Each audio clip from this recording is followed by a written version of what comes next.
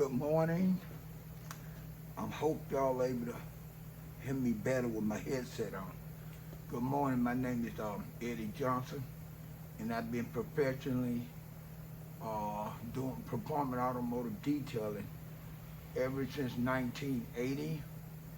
I actually started in 1974 detailing something, which was a bicycle I bought with some money that I made during the summer of 1974. I never knew cleaning up my bicycle and wanted to have the cleanest bicycle in the community would lead up to me being a detailer. Fast forward 1974, the summer, into 1979, I bought my first buffer. At the time, the buffer that I bought was a Milwaukee. It was one speed, and that was high. It didn't have the dial down or variable speeds. It didn't have high, low gears on it to adjust like my second buffer that I bought. It was, like I said, it was just one speed. So when I got ready to do, like if I wanted to buff out some scratches, right? And bear in mind, most of the cars that I was doing was enamel. This was before a lot of clear coat cars started hitting the factories. And even if clear coat cars was hitting the factories and a lot of clear coat cars was on dealership, the type of cars I was buffing was in the late 60s and into the late 70s. So I didn't buff my first clear coat car until like 88, like 88 or something like that. Okay, back to the buffer, the Milwaukee. In order to buff scratches, you put the cream on the area where the scratches was at, and then you keep playing with the trigger to keep the trigger not doing a full rotation. And that's how you had to buff out the scratches. Just keep clicking it, clicking it, clicking it, clicking it. Because if you turn it on too damn, if you turn it on and hold the trigger, it's going to spin so damn fast. If you don't watch out, it's going to spin through the paint. Now bear in mind, when it was enamel paint, the next thing under enamel paint was primer. So you had to be real careful, right? Because there wasn't any clear coat cars. I wasn't buffing any clear coat cars. Okay, so for maintenance on a buffer like that, you went through a lot of triggers because you kept playing with the triggers, and you went through a lot of buffers too, right? Okay, in I would say the mid 80s, the second buffer I bought was a Makita. Now it had high and low on it. If you wanted to go low, if you wanted to turn the RPM down, you keep it on low. If you wanted to go as high, spin as fast at a high speed as possible, you put it on H for high. Now that was better than the Milwaukee buffer that just had one gear and that was high, but the high and low on the Makita was just the next step better than the one that I originally used, which was in 1979, like I said, the Milwaukee. So it had to be, I'm talking about me now, I'm not talking about anyone else. I can only speak for my stages in the automotive detailing game, how I elevated. I would say it had to be about 90 or 92 when I got my first variable speed buffer. Now, it might have been other buffers because you had Black & Decker that did buffers other than Makita and other than Milwaukee. If I'm not mistaken, DeWalt wasn't around yet. So maybe some other brands or high-speed buffers might have had to dial down speed to what they call variable speed, right? But the buffer that I had used first and even second didn't. It was the third buffer that I bought that was variable speed, and I bought it because it was variable speed because I needed to be able to control my speed better other than just slowing the buffer down with your trigger. Okay, To fast forward times now, they got all kinds of buffers out from DA to dual action buffers, and from and in between that, they had all types of orbital buffers too. But today, what I really want to talk about is I spend a lot of time on YouTube. I watch a lot of automotive detailing videos. Most of the videos I watch have something to do with some form of buffing technique that instructor is displaying in the video, right? A lot of the videos are let me see what I want to say. They're knowledgeable videos, right? And everybody come up, you know what I mean? If you're in the automotive detailing game, the paint change, right along with the paint change and the cars change, the chemical change, the pads change, the buffing pads change, and so there's so many changes going on. It's like evolving, steady evolving. So you're gonna be a part of the times that evolving, or you're gonna stay behind in the automotive detail game, because it would definitely pass you by. If someone would have told me that in '79, when I buffed my first car, and when I became professional automotive detailer, getting paid by dealerships in 1980, that detail would blow up to be as big as it is now, I wouldn't have believed it. You know, it's nowhere in the world I would have believed that. I couldn't foresee that, right? It was just a means for me to make money, and I was good at it, but it wasn't the only thing that I did. In between non-detail related jobs, I still did mobile. So I've been in the detail game either full-time or part-time since 1979. Okay, I want to change the subject a little bit. Okay, like I said, I've been watching a lot of YouTube videos. A lot of the videos are knowledgeable. I disagree with some of the things being said about the rotary buffer compared to the dual action buffer and the DA buffer. I post some videos on YouTube. Matter of fact, I got over 200 videos on YouTube. I was meaning to have my poster with my YouTube channel on it. I think I might just step off after I finish talking right quick and hold it up for the people that are interested enough to want to see some of my work. They can see some of my work on my video on my YouTube channel. And I'm constantly adding videos to my to my YouTube channel.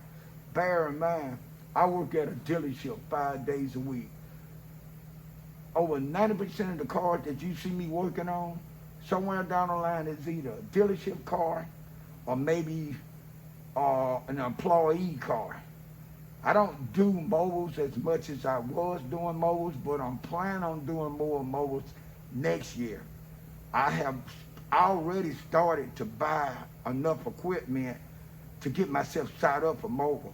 Matter of fact, I got more equipment now to open a detail shop or go mobile than I had when I ran my first business, the first business that I opened up in 1995. Okay, what I really want to talk about and what this video is really based on, it's based on safety.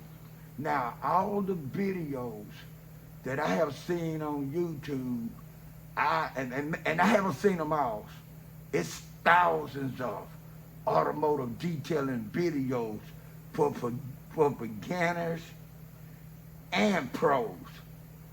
It's knowledge out there. If you go on YouTube, it's a lot of knowledge. You just got to know what you're looking for, punch it in, and YouTube got it. Okay, back to safety. Out of all the videos I've been watching since February the 14th, 2023, that's when I created my second YouTube page. My first YouTube page, I didn't maintain it that well because it seemed like it wasn't going anywhere. It seemed like the market wasn't going at the pace that it was. And even the market was, I got tired of trying to fix that time into my time while I was already out doing what I needed to do to make my money, which automotive detailing. So I had a page and I just stopped working on it. But the page that I have now is the one that I created in February of 2023. Okay, since February 2023, I haven't seen not one video. Now maybe if I punched in YouTube in YouTube search for safety tips on in the automotive detailing trade, maybe something to pop up then. But I never did it because if you go to YouTube and you get into the automotive detailing channel or page, you're gonna see so much automotive detailing tips and videos and instructors talking, instructors giving demonstrations that I would have thought that safety would have came up. Okay, back to safety. And approximately, I think it was like 2003, 2004, I linked up with these guys that sold chemicals. Now they bought into the franchise and they was just people that carried the chemicals and they sold the chemicals. For the knowledge of what the chemicals do, they really didn't have the knowledge of what the chemical that they sold did. Now I always thought that was bad. I always thought that if you're gonna sell something, know how it works, right? If someone actually give them a demonstration, or if somebody asks you something concerning the product that you're selling, you should be able to tell them because you're a salesman, right?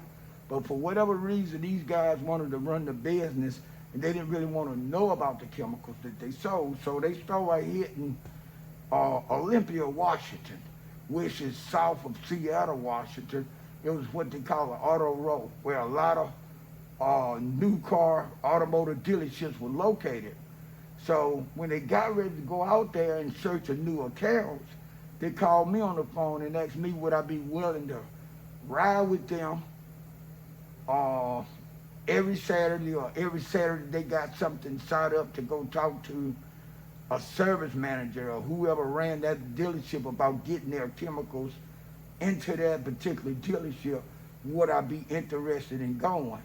And they said, if you go with us and anyone asks us anything pertaining to the chemicals that we carry, the buffing pads that we got, the different waxes and the detail tools, we want you to be our mouthpiece. I said, fine. We discussed how much money I was gonna get that day and how much money I was gonna get that day. And I did about 6 seminars where which they went in to set up an account with these dealerships to sell these dealerships chemicals. So when the dealership had questions like the service manager or the GM or whoever was over that department of bringing in new, what they call vendors, bringing in new vendors, then if they had any questions, I had to be the one to explain what everything do, right? I was very knowledgeable of the chemicals. I won't use nothing if I don't know how it works. I want to read it, know how it works, use it exactly how they say it works, and if it don't work exactly like they say it works, then I start doctoring with it. I'll make some changes and see would it work a different way. And after I get through playing around with it and I can't get it to do what they said we're gonna do, then I know it don't do what it's supposed to do. So at that point, I'm not using it anymore, right? So it was a seminar that I was giving for them, and I wanted to discuss safety. So at the time, I had a roll-around chair like this that I bought in 2001, which I have at home. I had this same particular step ladder, and I had a mask respirator with the shield on it, something similar to this. I got my gloves on now. I had gloves to protect my hands as much as possible at all times, right? I had on my back brace, And if I pull up my pants, you see my knee pads now. If to some I look like I'm going to war, right? Or maybe I'm getting ready to play some soccer or something, right? But the things that I just showed you, a ladder to be able to step up on, a chair to be able to take extra stress off your back from bedding down, trying to shine up tires or buff real low on panels like this respirator mask to protect not just your facial area, but up high. It's been numerous times I'm pressure washing the car and the kickback from the chemical and water mix hit this shield. Now, if I didn't have this shield, it would have hit me in the face. A lot of times, chemical did get in my face, right? These are just tools that I feel that if you want to be in the automotive detailing business, it's necessary to have for longevity. I'm not saying this is the only reason why I've had longevity in this business, but I know it had helped me. Before I got this ladder, I used to climb right here, take my chair and draw the top off. One day I stepped down wrong. My left foot went one way, and it threw my hip and my foot off. Threw it off. Sprung my foot and my hip real bad. Took me over a year to start walking the way I walk now. Matter of fact, it was people thinking that I would never walk the same. I started wondering if I should just go ahead and get myself a damn cane. I was already walking like a pimp, right? So these are just things that I highly suggest for especially for newcomer detailers. Even my boots is all resistant boots. Now I'm not saying you have to get any boots like these because these are kind of spendy boots, you know, they call redback, and they're made in, what's the name of, Australia. It's Australia boot. And since I bought these boots, my boots are lasting me at least a year. Some of my boots have lasted me 2 years. And I'm talking about these type of boots. Usually a pair of boots with the amount of water, degreaser, and other chemicals being in the wash bay that we use, usually within several months, my regular boots start leaking. I don't care if they was Soraya boots, Colombian boots, you name them. I've worn them at one time and another. They have all leaked within 6 months. But these particular shoes have gotten me a minimum of a year. Okay, to sum it up, I feel in order to be safe in the automotive detailing trade, especially if you're working in a shop, as much as possible, you want all your electrical wiring, like your extension cords, pushed to the side to where you can move around freely. You want your airline out of the way as much as possible. You don't want nothing slippery on the floor because a lot of the tire dressing that we use to shine tires will have some form of silicone in it. That could be real greasy. If you don't watch out, you can slip and fall. Like I said, my knee brace, my back brace, my protective shield. I'm always wearing me some form of glasses. Not glasses, but gloves. I got my chair to roll around with, and I got my step ladder. These things, and I would say, they're pure destiny that even when I got hurt, I didn't stay hurt long. But this is a trade that at times when you get real busy, you don't have time to look around and see it's something out of place that you might trip and fall over. And if you're working in an environment like me, I work with 6 other guys. And at all times, you don't know where these other guys left things lying. So the only thing I can really be responsible for is the area that I work in, right? And regardless of what anybody else do or don't do, I'm gonna take care of my work area. And when I'm in the wash bay, I wanna be able to move around freely to prep a car. So I'm gonna make sure ain't nothing in that wash bay I can trip up on or slip up on, right? It's all about trying to work smart.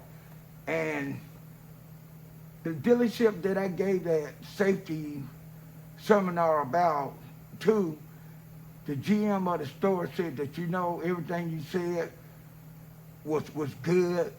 He said, but I like the most about what you said to the class before you said anything.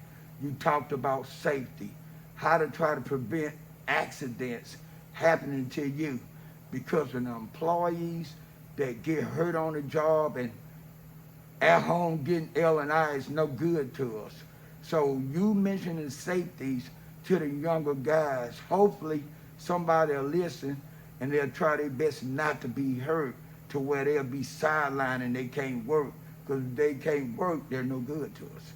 So he really liked the part that I talked about in safety. So I believed in safety. Even if you came in on me and I didn't know who you was, but you was able to get in this building and come in my area, if you look at my area, you'll see how I work. I work safety. I haven't lasted this long in the automotive detailing trade just because I'm good. I've not lasted this long because of safety purposes. And it was a part of my destiny to last this long. And don't get me wrong, I've been beat up. I done fell so hard on the cement where I didn't want to get back up. I done twisted my foot so bad to where I could barely shift gears in my car to go to the emergency room. But I always bounced back. And it doesn't happen to me nearly as much because I done got older. I know what to look for. And I'm not going to wait till it happened to me, slip and fall or trip over some cords. I'm going to take care of that before it happened by moving that stuff out of the way to where I can move like I needed to move. This is Eddie Johnson, EJ the Automotive Detailing Innovator, signing out, and peace.